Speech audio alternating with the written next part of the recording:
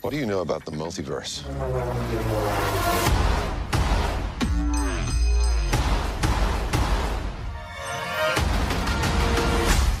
We should tell him the truth.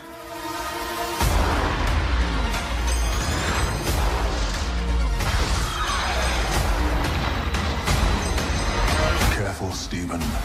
This path exacts a heavy toll. Welcome back, everyone. This will be my brand new Doctor Strange Multiverse of Madness Super Bowl trailer video for the alternate trailer with completely different footage and a bunch of other Easter eggs. I know there's so many questions about some of these big WTF moments, especially what's going on with Professor X, the Illuminati team. I think I've figured out everybody that's on the team, and what's going on with some of these other Avengers variants, like this Captain Marvel variant. So if you're brand new to the channel, be sure to subscribe to get all the videos. I'm sure we're going to be talking about this for the next couple of months until the movie comes out, just because every time they release new footage, it raises more questions than it answers, in a good way. Real quick shout out to my friends at Keeps who asked to sponsor this video. Keeps is a subscription service that helps people like Professor X of the X-Men keep their hair. Because hooking your head into Cerebro for many years is the quickest way to hair loss, that and fighting Apocalypse. Seriously, he had a ton of hair before he started doing that. 2 out of 3 people and superheroes will experience hair loss by the time they're 35, and I'm not talking about getting it burned off in a fire or chopped off at the neck with a giant blade while you're fighting crime. But Keeps has you covered. They offer clinically proven, research-backed treatments to stop hair loss and improve hair growth. With Keeps, you can get quality expert care without ever visiting a doctor's office or pharmacy. All their treatment plans are doctor recommended and delivered straight to your door at about half the cost of a traditional pharmacy. Hair loss stops with Keeps, so to get 50% off your first order, go to keeps.com/emergencyawesome or click the link in the description. That's keeps.com/emergencyawesome. But I'll just start with the full Illuminati team, because I know that's the biggest question on everyone's mind here. Like, which variants here from which universes, which Fox Marvel characters did they bring back from the Fantastic Four from the X-Men movies? We have confirmed Patrick Stewart, Professor X. He sits here right over Doctor Strange's shoulder where the third chair would be. The reason you don't see a third chair sticking up over his shoulder is because he's in that special floating chair. Based on the concept art, it looks exactly like the chair that Professor X used during X-Men the Animated Series, like it just kind of floats around. It seems like there's no chair in the middle here. There were 6 members of the original Illuminati Marvel comic book team, so it sounds like there are 6 members of this team, and there's just a space in the middle. 3 chairs, and then 3 chairs on the other side. But just because there are only 6 members of this Illuminati team, that doesn't mean there will be the only variants of big Avengers characters that we'll see, because it does seem like they have a bunch of other variants from other universes working for them. The character on the left of Doctor Strange, sitting in the chair there in the shadows, seems like a Black Panther variant. You can see what looks like a large, giant necklace piece around his upper neck. When you really crank up the picture, it seems like it's silver and thicker like Killmonger's neck piece that he wore. So this seems like a Killmonger Black Panther variant from another universe. Black Panther was one of the original Illuminati members in the comics. It makes sense that a version of him from the multiverse would be on the team. We saw a multiverse Killmonger Black Panther during the Marvel What If episodes, even though he kind of went off the rails and stole Ultron's Infinity Gauntlet armor. But just to be clear, this would not be the same Killmonger Black Panther from What If. It would be a totally different version.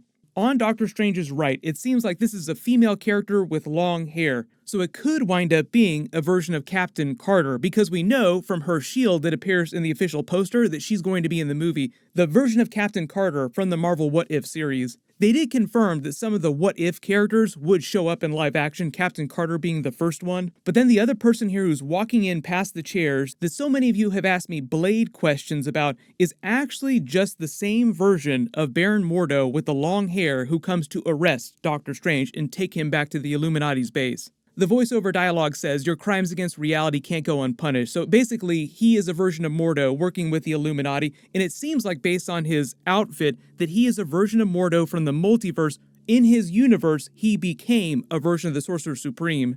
But I think the idea here, putting him on this team, is that he's meant to fill the role that Doctor Strange did on the original comic book roster. Like, he fills the role of magic user on the team.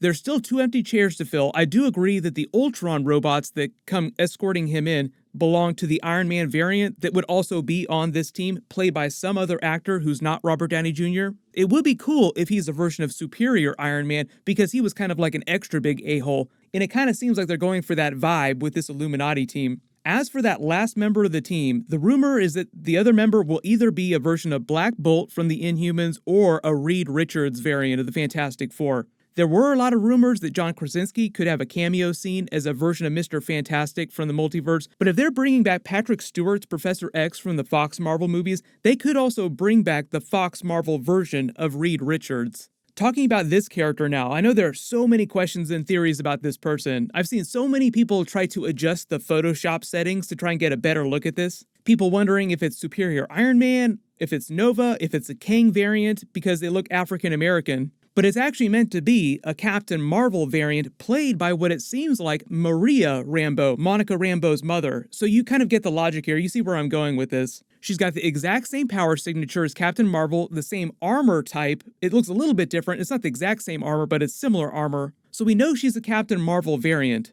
And she's got a super short buzz cut hairdo that looks exactly like Lashana Lynch's hair in Bond, No Time to Die. But her backstory would be that she came from a universe where she was the test pilot on the day that Captain Marvel got her powers, when the Tesseract engine blew up, irradiating her with Infinity Stone energy from the Space Stone. Like in her universe, that was the difference. It was Maria Rambeau during the 90s in the jet that day, not Carol Danvers, so Maria Rambeau became Captain Marvel in her universe. And that would be why in present day, she looks the exact same age. She hasn't aged since the 90s because of the way Captain Marvel's powers work.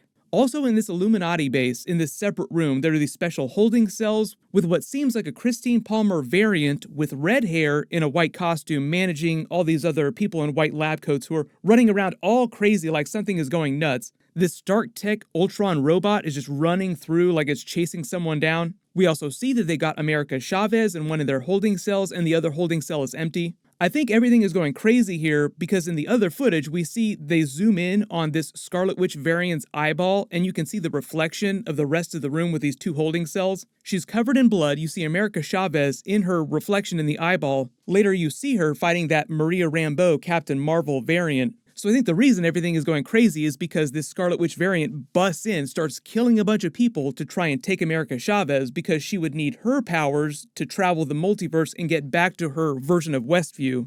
And it seems like in pursuit of that, trying to take America Chavez back, break her out of this cell, she winds up just killing a bunch of Illuminati members. Like that's why she's covered in blood, because she's been killing a whole bunch of people in this base. So RIP MCU Illuminati. There's also concept art confirming some of this. There's concept art of this version of Professor X trying to use his telepathic powers to fight this Scarlet Witch variant in plain clothes. Maybe that's why Patrick Stewart agreed to come back as Professor X, because it was going to be a really big deal, but it was kind of a one-off, and this Scarlet Witch winds up killing him and a lot of these other Illuminati variants. I don't know if they would kill off the entire team, because I do love the idea of this multiverse team. It's sort of like a Council of Ricks inside the MCU. Even though the Council of Ricks and Rick and Morty is inspired by Marvel's Council of Reeds, which is a bunch of versions of Reed Richards. And at the end of Rick and Morty Season 5, Evil Morty basically destroys the Council of Ricks and their ability to control the multiverse, the central finite curve. So it sounds like this Scarlet Witch variant, maybe both versions of Scarlet Witch, are going to pull an Evil Morty and just destroy whatever's going on here at this Illuminati base. First it's Rick and Morty borrowing from Marvel, then it's Marvel borrowing from Rick and Morty. If you didn't realize, the person who wrote Doctor Strange Multiverse of Madness, this movie, was also a writer on Rick and Morty for several seasons. So it's not a coincidence that you're getting a lot of Council of Ricks, Rick and Morty vibes with this. Then to explain what's going on with the Marvel zombies of it all, because there's not one, but two versions of zombie characters in this. There's zombie Doctor Strange and a zombie Scarlet Witch. Zombie Doctor Strange, we can actually see turning into a zombie like he's looking at himself as it's happening, freaking out like, oh my god. Then in the other trailer footage, after he's fully been turned, he starts using crazy dark magic spells going nuts. A lot of you also spotted this connection too. This spell where you see all these dark arms come out of him is meant to be a dark copy of the same scene from Avengers Infinity War where he manifests all these arms out of himself and splits himself into a bunch of different copies to fight Thanos. If you zoom and enhance on the red accents in his costume and the highlights in his hair, he looks like Defender Strange who's just been turned into a zombie somehow.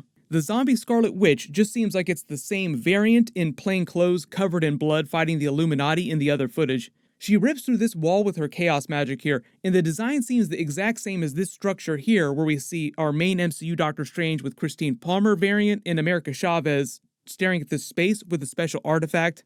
So maybe this version of Scarlet Witch is after whatever's in this space here, and the Illuminati's protecting it for some reason. You can post all your theories about what you think this is. It seems like some sort of nexus for all of reality, something that the Illuminati would be protecting. We don't know why they become zombies. Maybe they get corrupted by some crazy Darkhold spell gone nuts, or maybe they just get bitten by some other Marvel zombie that the Illuminati have been holding captive in their facility that just escapes during the chaos.